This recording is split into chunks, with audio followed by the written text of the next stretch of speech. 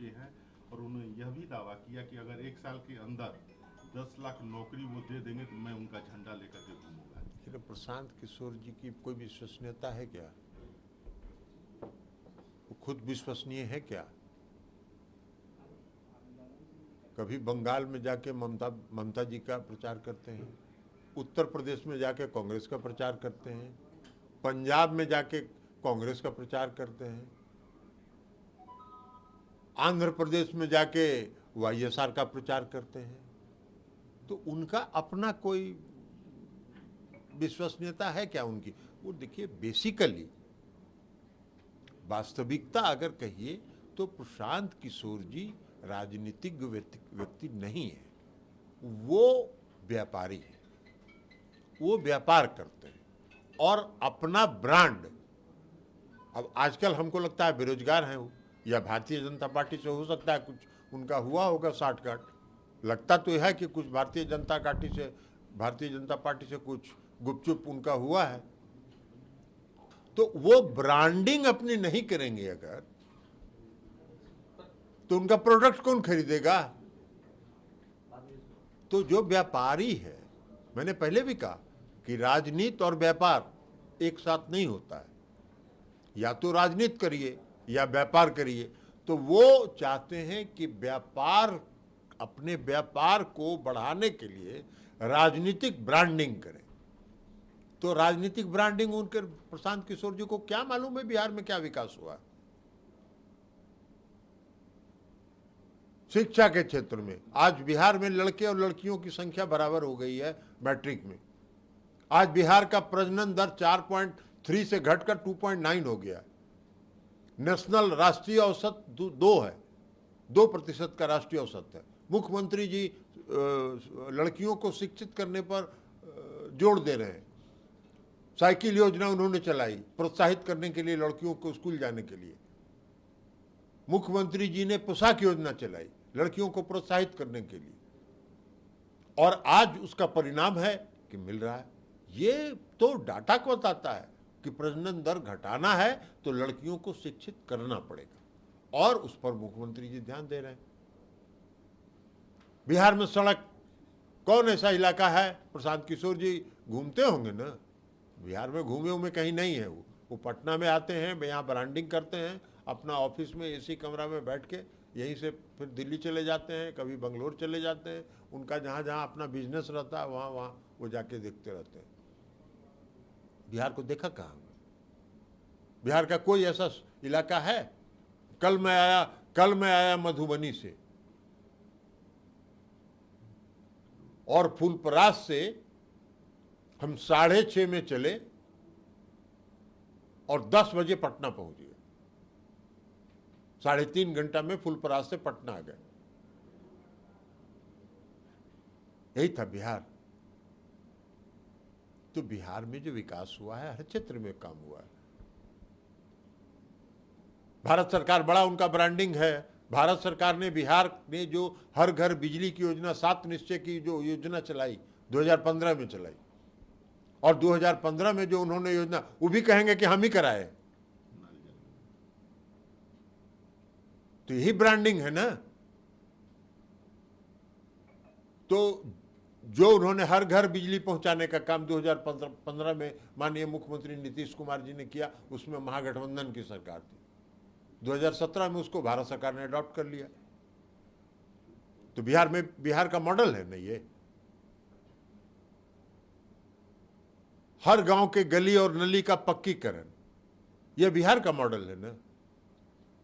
हर घर नल का जल, यह बिहार का मॉडल है। माननीय नीतीश जी का मॉडल था ना 2015 में, जिसको 2019 में मोदी जी ने देश भर में लागू कर दिया।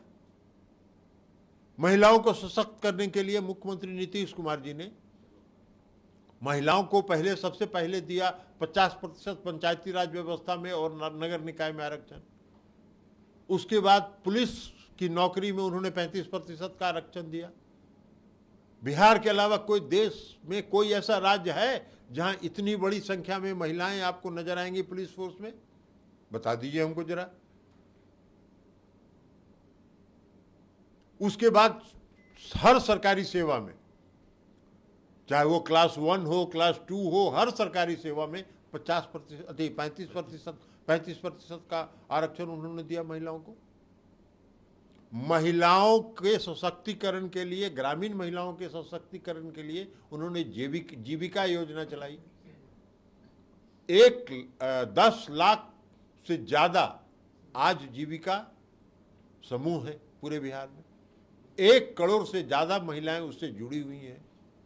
भारत सरकार ने जब उसको देखा जीविका को, तो उसको आजीविका के नाम से शुरू कर दिया पूरे देश भर में। तो नीतीश मॉडल ये है। प्रशांत किशोर जी को कहां से नजर आएगा? वो व्यापार के नजरिया से देख रहे हैं। अब ये सब बात वो नहीं बोलेंगे, उनकी ब्रांडिंग नहीं होगी तो कौन उनको व्यापार देगा? तो जिस तरह व्यापारी अपने प्रोडक्ट को मार्केट में लॉन्च करने के लिए ब्रांडिंग करता है, उसी तरह प्रशांत किशोर जी ब्रांडिंग कर रहे हैं। राजनीति को और व्यापार को अलग अलग रखिए। आप व्यापारी हैं, व्यापार करिए, राजनीतिक ज्ञान मत दीजिए। आरसीपी सिंह भी निकल पड़े हैं आज से। छोड़िए ना, वो स्टाफ है, पहले भी कर चुके हैं। क्या है भाई, 2010 के पहले उनका कोई सुनता? बोलने के लायक भी थे, वो एक अधिकारी थे ना। तो जिस व्यक्ति ने, माननीय मुख्यमंत्री नीतीश कुमार जी ने उनको इस लायक बनाया कि वो आज कुछ बोल रहे हैं और आप लोग उनका नोटिस भी ले रहे हैं, ये किसका देन है? आप लोग जो उनका नोटिस ले रहे हैं, आज जो उनका बाइट लेने के लिए खड़ा हो जाते हैं, किसका देन है ये? राजनीतिक कार्यकर्ता कभी रहे क्या? वो राजनीतिक कार्यकर्ता की ट्रेनिंग होती है। राजनीतिक कार्यकर्ता सीखता है। वो कहते हैं कि हम बहुत भारी संगठन करता है। कब संगठन का काम किए हो? संगठन का काम तो यही किए कि राज्यसभा के एमपी बन गए और जब मौका मिला तो जाके अब बिना मुख्यमंत्री से पूछे केंद्र में मंत्री बन गए। यही राजनीतिक कार्यकर्ता, ये राजनीतिक कार्यकर्ता का काम है। तो जो स्वार्थी हो, जो जिसको बनाया उसके प्रति भी वफादार नहीं हो, उनको बनाया किसने? सबसे मौलिक सवाल है, उनसे पूछिए कि आपको इस लायक किसने? कभी वो अगर बाइट देते हैं तो आप लोगों को भी कहेंगे कि उनसे पूछिए कि आप जो आज बाइट दे रहे हैं, बाइट देने के लायक आपको किसने बनाया? तो नीतीश कुमार जी ने बनाया। बाकी तो वो स्टाफ थे, तो स्टाफ पर कितना हम बोलते रहे। एक वीडियो वायरल हुआ है, पोस्टर भी लगा है यूपी के लखनऊ में, अखिलेश यादव के साथ नीतीश कुमार का। देखिए, ये कोई इसको किसी दूसरे एंगल से देखने की जरूरत नहीं है। माननीय मुख्यमंत्री जी ने कहा है, हम सब लोग कहे हैं, हम लोगों ने राष्ट्रीय परिषद की बैठक में प्रस्ताव भी पारित किया है कि हम लोगों ने मुख्यमंत्री जी को अधिकृत किया है सभी विपक्षी दलों को बात करके एक मंच पर लाने के लिए। इसी संदर्भ में वो दिल्ली गए थे। दिल्ली में उनकी अखिलेश जी से भी मुलाकात हुई। माननीय मुलायम सिंह जी बीमार थे, उनको भी मेदांता अस्पताल वो देखने गए थे। अब अगर और सबको, सभी दल, जिन दलों से भी मुख्यमंत्री जी ने बात किया, उनका रुख सकारात्मक है। तो अगर पोस्टर लगाए हैं तो इसमें कौन खास बात है? नीतीश कुमार जी तो चाह ही रहे हैं कि सब मिल के लड़े। तो नीतीश कुमार जी और अखिलेश जी का एक पोस्टर में है, कल तो आपको मिलेगा जिसमें सभी नेताओं का पोस्टर होगा एक साथ। तब फिर सवाल पूछिएगा कि सभी नेताओं का पोस्टर एक साथ क्यों है? अरे लेकिन ममता दीदी ने नाम तो नहीं लिया कांग्रेस का, लेकिन और सब पार्टियों का नाम लिया और कहा कि यहाँ से उनको। देखिए, ममता दीदी की भी बात को दूसरे संदर्भ में मत देखिए।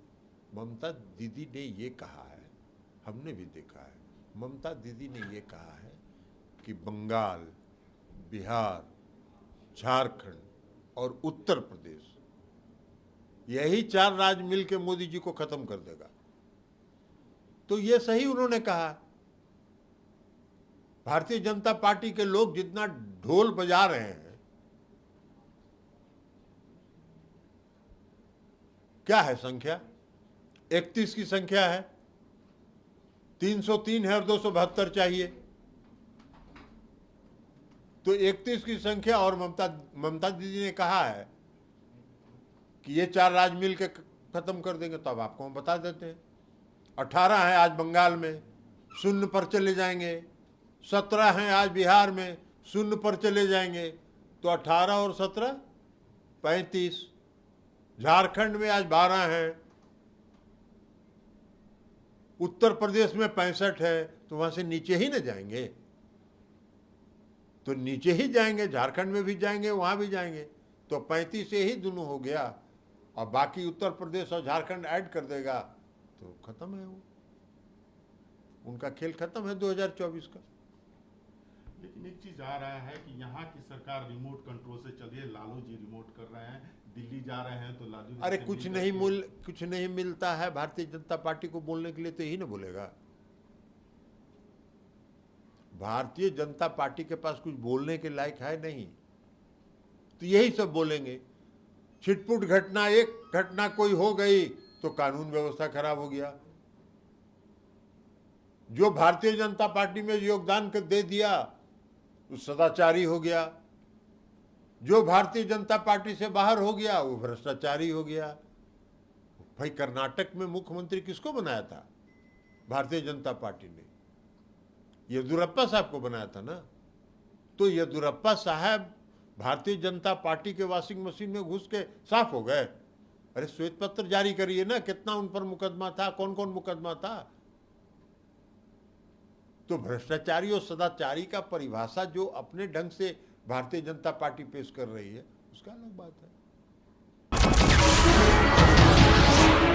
नमस्कार, मैं हूं मानक गुप्ता। अगर आपको हमारा ये वीडियो पसंद आया हो तो इसे लाइक और शेयर जरूर करें, और हां, हमें सब्सक्राइब और फॉलो करना ना भूलें, ताकि आप देश और दुनिया की कोई खबर मिस ना करें। तो जुड़े रहिए हमारे साथ और देखते रहिए न्यूज़ 24।